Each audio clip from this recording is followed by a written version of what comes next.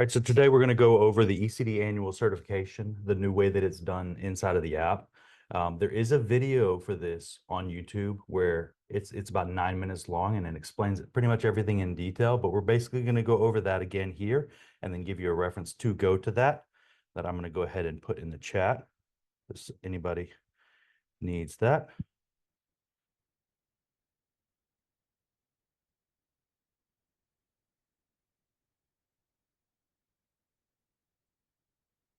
And then we'll walk through this a little bit.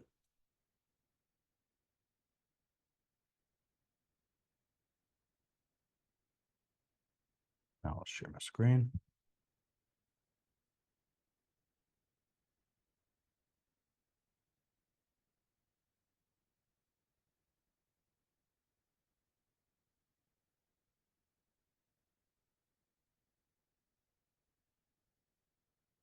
Okay.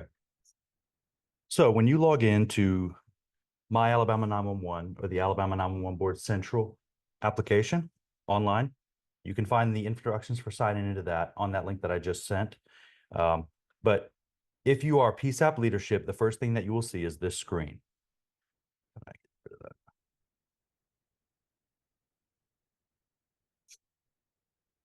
And we put this big modifier up here telling you where to go to navigate to My ECD on the left side menu. But so far, the biggest question I've had for those who have completed it is to where to go to find exactly where the YouTube video starts. So the most important thing is that if you are ECD leadership, you're going to click this menu item here, My ECD on the left-hand side menu to start. And that will get you at a page that looks just like it does at the beginning of the YouTube video. So we're going to walk through some of these steps. You have the 4 sections of the annual certification checklist: PSAP information, board members confirmation, leadership confirmation, and ECD information. And those are done all independently. So we'll start first with PSAP information. To do that, you'll be here again on the My ECD dashboard screen, and you'll scroll down to My PSAPs. And you'll see a list of your PSAPs. For many of you, that will just be the one, but some might have more than that. So you'll click this annual ECD cert PSAP information, and you'll fill out some of these questions. It starts with basic information like the PSAP name, physical address, mailing address, contact information. Then we ask for some things like total consoles positions in the PSAP, the starting wage, not including any possible temporary trainee pay. When fully staffed, how many people are working per shift. That's to get a good idea of how many people are working at a console during any given time. And then how many full-time positions are you authorized to fill and how many part-time positions are you authorized to fill, which we're hoping to use some of this data to get a good idea of what our staffing situation is for the entire state. I think it's something that could be super valuable for us to know if we are a number understaffed for the entire state. We asked for some.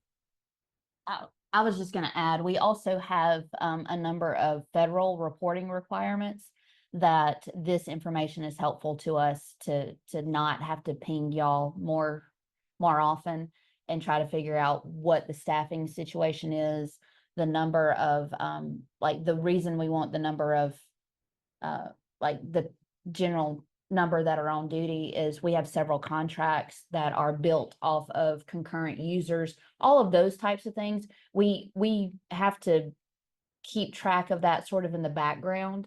So those are another of the reasons we ask some of these questions. Some of these questions you'll see and have seen is based on questions that you all have asked us, and starting pay has been a huge one. And those sorts of things. So we like to be able to share that information back with you all, or give you a state perspective whenever you're going before your board or commission or whatever it is to get pay raises for your folks or whatever the case may be. So we structure these off of things that we need or have been asked that maybe we didn't have. So.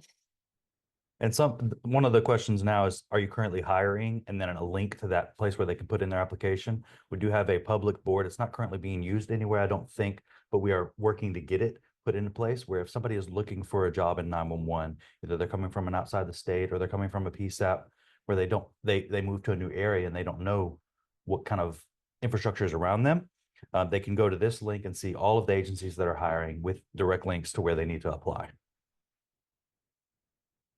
Next one is listed as systems, but it's kind of all encompassing of the things that you provide. So we've got which EMD provider you use, and you do have the option to select does not provide EMD.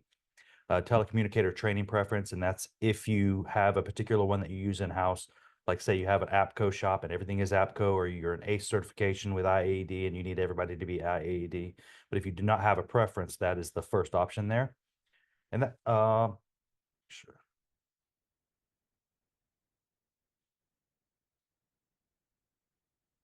I will get to that, Daniel. I will get to that. Say again. Nothing. I guess I haven't got him. Okay. There was an admission. We're asked for stuff like CAD, call taking platform, call recorder, and translation services. And for year-end statistics, call taking volume according to Logix and average ring time according to Logix. After that, you submit the information. And this is what this little red text here is.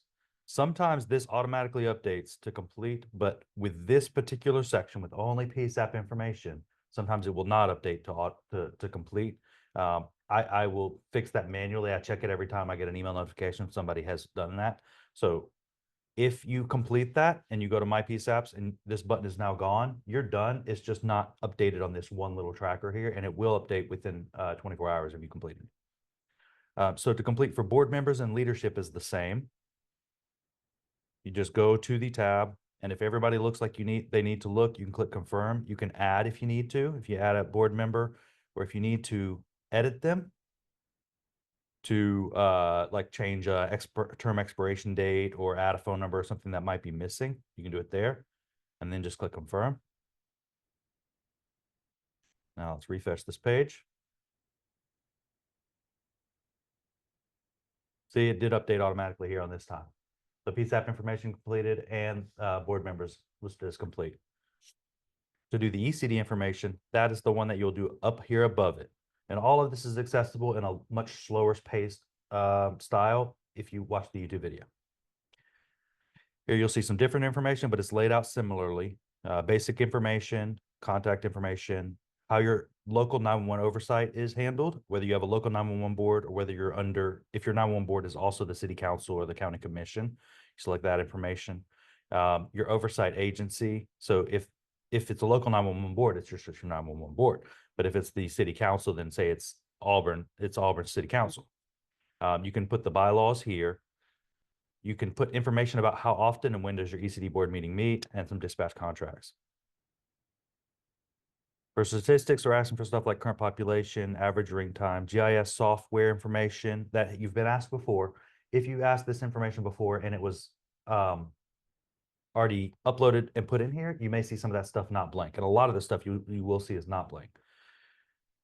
And then we have the acknowledgement of the new rules. So you'll click here, and this will take you to just our webpage. And it will load and give all of the new rules. There we go. For you to read. And we are going, we'll talk about this a little bit later, but we are going to a lot of different places and holding a lot of Zoom meetings with hopefully smaller groups to go over some of those rule changes so that everybody is perfectly clear with what the rules are. But then you can confirm that you have read and understood, and then you'll get to the signature, which let me try a little bit better. I was gonna say, did you let your little one do that? It still looks a certain kind of way. Hit complete.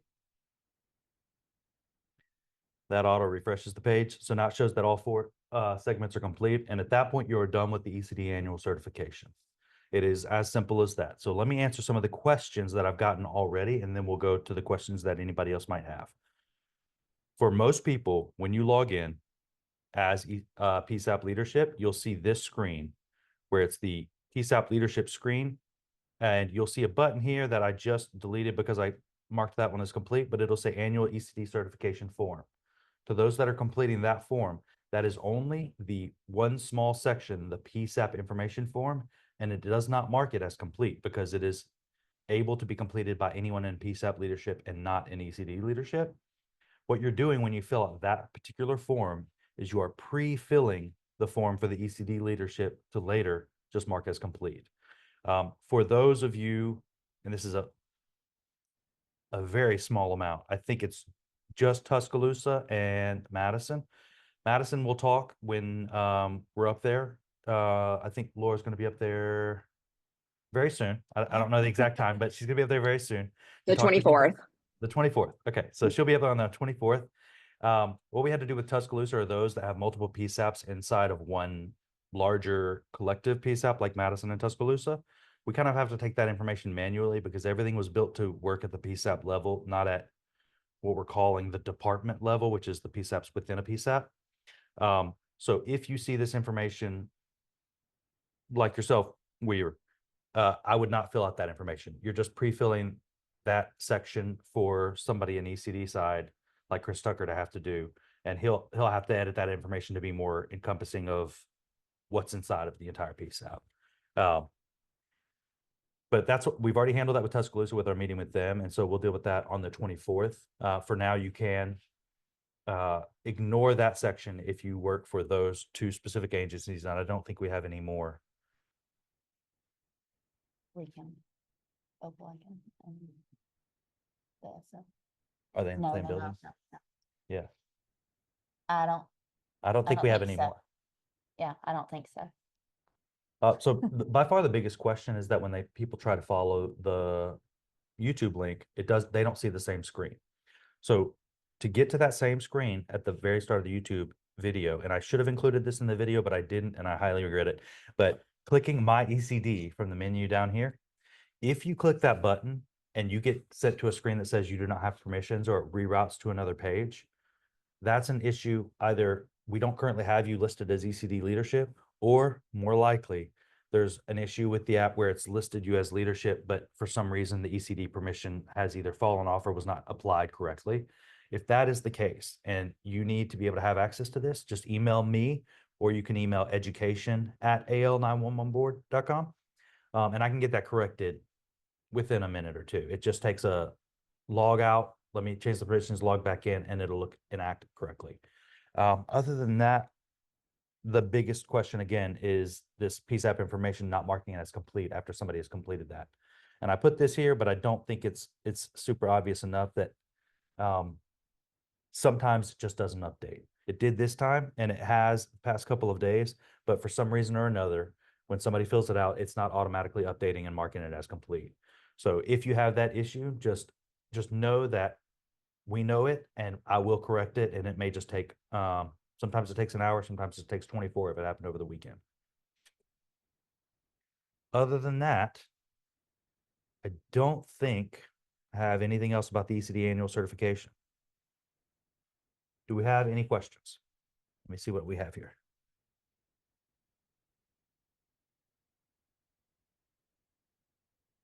So those who did not see the question, Weaver was asking, how does it work when there are multiple PSAPs in one agency, or one agency and multiple agencies in one PSAP?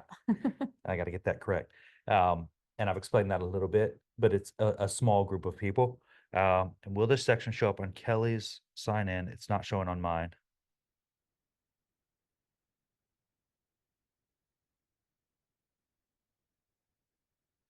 So Adam answered here that you can email me and I can look into it, and I will look into that.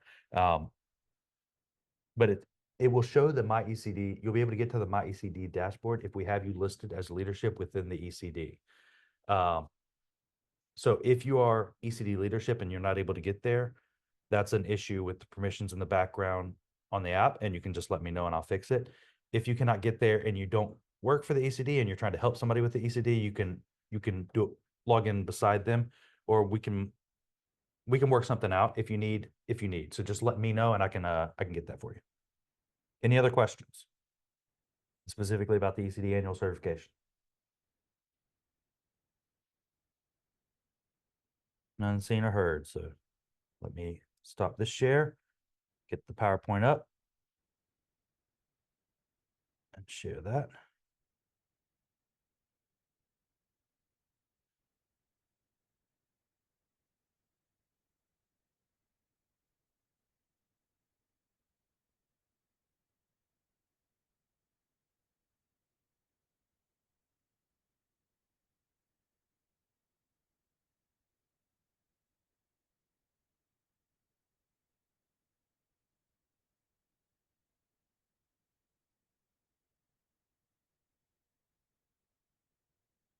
Okay. Here again is our information. If you needed to email me because something you see is different than what it should be, there's my email address and everyone else's contact information.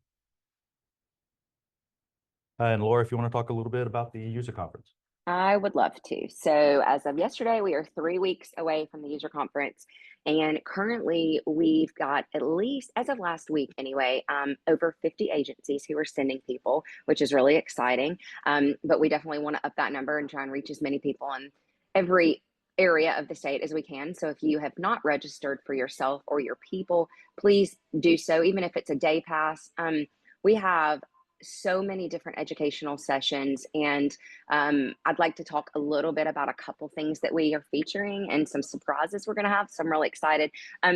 So we will have a welcome reception Monday evening. I know a lot of people will probably be coming in during the day Monday, and we'll have a welcome reception sponsored by InDigital, and it's going to be a little bit of a competitive, fun event. So I'm really excited about the stuff that they have put together and that we're working with them. We're going to have drinks and snacks and some games for some prizes. So excited about that. And then Tuesday morning, we have a kickoff breakfast, a very, very large, delicious kickoff breakfast sponsored by Digital, followed by our keynote speaker, Antoinette Tuff.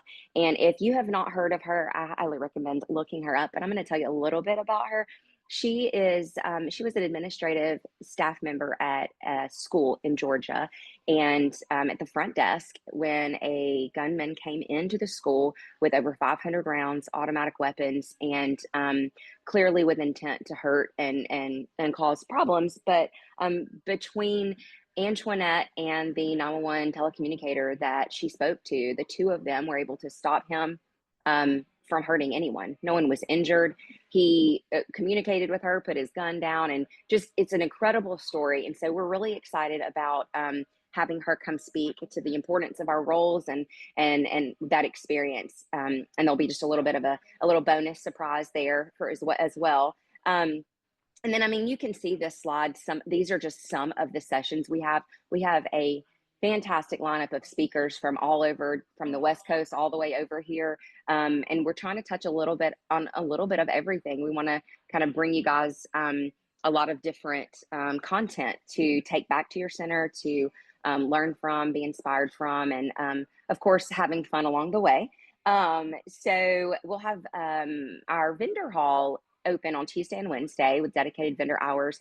And during that time, you're going to be able to get some money. And that money is casino money, because Wednesday night, we will be having our networking event, a casino night. And not only is it a casino night, we're going to have a magician and a live auction. So everybody will be given a certain amount of money, but when you visit the vendors and you talk to them at their booths, they're going to give you more money to play at the casino night.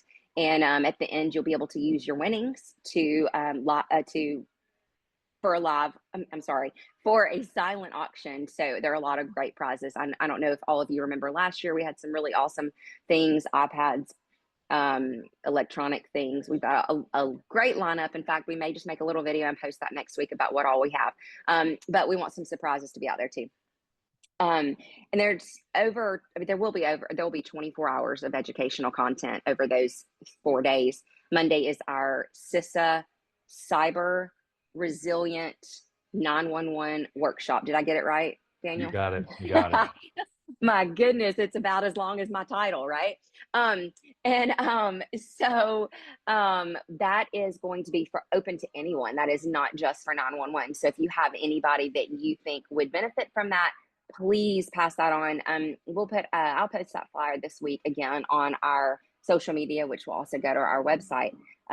So outside of that, it's $99 for the whole time. Lunch will be provided Tuesday, Wednesday, Thursday. We'll have drinks and coffee throughout the event, and of course that kickoff breakfast as well. So you'll be full, and you'll go back with a lot, and I'm super excited about it. It's going to be even better than next year. So I did have a couple people ask, are we doing the professional headshots again? And we are not doing that this year, but I think we might do that every other year, because several people have told me how much they enjoyed that. And so, but there will be a photo booth at the casino night. So dress up and and come take some pictures with all your people. I'm ready for the next one. Okay. So if you are in leadership in a PSAP or in an ECD, you have received an email, or you should have received an email from me. And I gave you a link to go fill out a survey and choose a meeting. This is a list of all of the meetings that we have set. Our goal was to reach the north, middle, and the south part of the state, along with doing Zoom options so that everyone had an opportunity. As Daniel said earlier, we really want to ensure everyone is very clear on the rule changes to the public safety telecommunicator certification program. And very understandably, there has been confusion over, it becoming something new in 2022, and then the process has changed and it's changed again. But now I said in our Tuscaloosa meeting, we are no longer saying implementation phase. We are in the maintenance, and it is really vital that everybody understand these rules so that there are no surprises. So these meetings here are listed. I will say that January 17th is listed as virtual. I have cut that meeting off because we have over 30 attendees, and I think that is definitely large enough. So if for some reason you have gone in here and you have responded and you have not gotten your invitation, your calendar invitation, no worries. I'm waiting until the week prior or several days prior, because people are still coming in and filling that form out. And so rather than me having to send multiple invitations, I'm trying to do it all at one time for each individual meeting. I've had a couple people reach out about that. So those are the two things about that. I'm trying to think. We will have one at the user conference. One of the last one was February 3rd. And while the CISA Cyber Resilient workshop is going on, we will have another room. We do not want to take anyone from that room. So if you're planning to attend that, let's make a different arrangement to have a meeting. But if for some reason none of these, I think 9 meetings work out for you, I am open to one-on-one, in-person, or Zoom. I'm welcome visiting all the different PSAPs that I haven't visited, and face-to-face is always so great. So I'm open for all that. All you have to do is ask. All right, I'm good for that one. Okay. So as you guys know, we are well into we're in our second month of having a contract instructor go across the state based on need and teach the IAED ETC course in person. And she is currently in Marion right now in Perry County. And she was in Birmingham last month, and next month she will be at our office in Montgomery, the state board office. So this is, of course, for all of those PSTs who are not certified. And really and truly, I've had some meetings with people recently who have said, we had people that were here before the July 1st date. They did not ever take a course. They did the competency exam, but I really think it would be beneficial for them to be on the same page as everyone else who has taken these courses. Please send those people. Just because they've taken the competency exam does not mean that they cannot take this course. I believe that the reason of us having this standard across the board for the state is so everyone is trained the same. And so I think it's great. So please don't hesitate to send someone that you think could benefit from this from this course. So we will have the registration or the sign up on our page as usual, and then an email will be sent out every different class with the specific link through IAED to register for that. Oh, I'm sorry. Let me go back. One more thing. I'm so sorry, Leah. About that, if you have people that you need a class for, please email me or Education at Alabama 911, the education email, and or you can go on our training page. There is a tab that you can select to request training, and we track that. So if you're looking for that, I can, we'll schedule that based on need. So if we have a certain area in the state that has a larger need, we definitely want to, remove that hurdle for you and try and bring her to you. So please don't hesitate to reach out when you need someone trained. So that's all I've got. So sorry. One additional thing regarding training that I wanted to bring up on Anderson's behalf, or on GIS program's behalf, and he sent out an email this morning to ECD directors and GIS users, the latest list that they've compiled of GIS users for VEP training that is in Decatur, January 28th and 29th you can also register through the app and the flyers there. So just to let you all know, there's still room available in that in that course. And it's VEP training, Datamark VEP training on January 28th and 29th in Decatur, Alabama. So. And yes, let me say one more thing now that you said that. I guess I didn't do the slides, so I wasn't even thinking about it. But there are a couple crisis call taking courses through NAMI, CIT courses that are out right now, open for registration. I know one is in Huntsville, or Madison County, when I'll be up there the 24th of January. I think there are a couple spots left in that because I think one or two they were full. They just had one drop out though, so they have room for one, I think. Yeah, that's what I was going to say. And then there will be a couple of those in February in Jefferson County. Additionally, March 18th, we are partnering excuse me, with SEAL to have the Healthy Dispatcher. Chris Inman will be coming to the Dothan area, I believe. I'm so sorry that I'm not looking at it in front of me, but we will be releasing that registration hopefully by the end of the week, and that will be on our page as well. And that has room for a lot of people. And if you've seen Chris speak, you know that he is really good, and this will be a fantastic class. And so we're working on a couple other things. We are going to be offering CMCP this year for you guys in the Birmingham area this summer. That'll be released. We'll have it. Hopefully we'll have the link from Nina and before the conference so that we can have registration open by then. And I'm trying to think if I'm leaving something out. Cost. Yeah, correct. Everything. This is courtesy of. This is not having to put in for Yes. a scholarship. This is zero cost CMCP. Yeah, absolutely. Want to invest in our professional careers. So anyway, okay, I think I'm done now. Thank you. Okay, so the last is we'll just go over the basics. Are you hiring? You can email Michelle the job description and including closing date, or you can also, when you fill it out on your ECD annual certification or your PSAP, you can do that as on the PSAP screen as well. Upload, validate, aggregate your GIS data to the state office VEP. Don't ask me what that means. I don't know, but do it. And then PST certification reimbursement requests for payment for PST certification submissions made by the 10th will be paid out at the end of the month. Anything submitted after the 10th, we paid at the end of the following month. That's correct. While we're on PST certification reimbursement, let's go ahead and talk about legacy reimbursements as well, because I believe that There we go. okay. Sorry. I didn't realize there was a slide for this. I was just going to throw this in there that it is open for fiscal year 25. Our program runs through a calendar year for the fiscal year. We have had a couple of agencies that missed the deadline, December 10th, 2024. For fiscal year 24 legacy reimbursements. And what we have required of you is if you happen to be one of those agencies that may have missed that deadline, we ask that you write a letter to the board, and we'll send that through the approval process at our board meeting on the 22nd, I believe.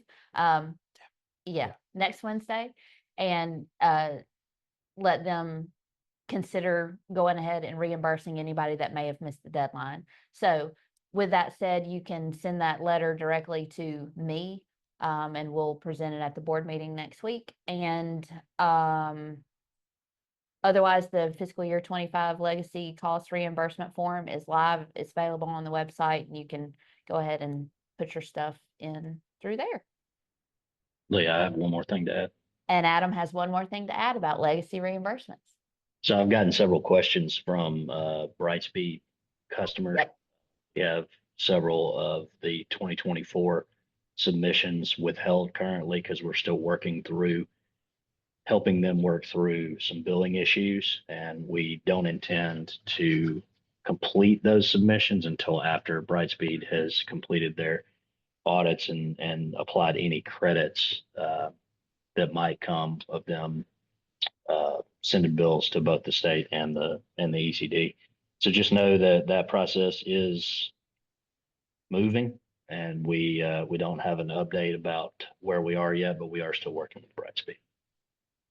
It's not for lack of trying either. We're trying to get updates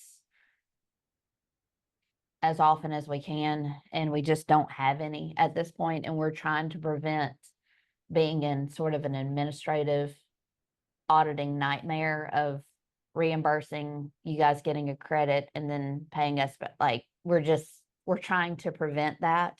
And we have little to no control over it except to kind of be a pest. So that is what we're trying to do. So please be patient with us on that one. Okay, our next Talk About It Tuesday is a webinar with Datamark Technologies for the VEP quarterly updates on January 28th. Any questions? I see there were some.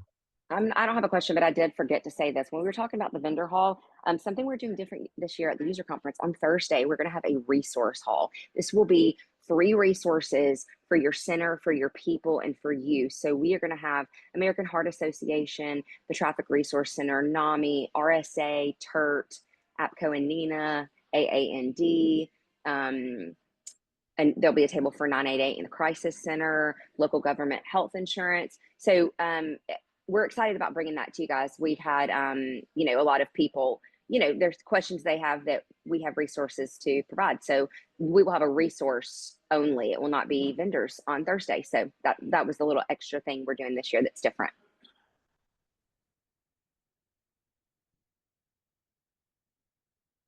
Okay. Most of the questions are about the leadership meeting. If you have any questions about that, you can email education@al911board.com and we can get to that afterwards. For Johnny, you said how long the meeting, I think, Laura, you can correct me if I'm wrong, but it seems to take about an hour to do the meeting. Yes, I was just responding. And in Tuscaloosa, and I'm sure in Baldwin, I didn't go to Baldwin, but we're willing to stay and have discussions afterward for any other questions that may or may not apply. Absolutely. And if you want, you know, walking through on the ABC, I know that was some of the things we did in Tuscaloosa, and I did, or well, Daniel did virtually in Baldwin County. So All right, that's it. We'll go ahead and we'll call it. Thank you everybody for showing up, and we'll see you on the 28th. thanks, y'all. Yes.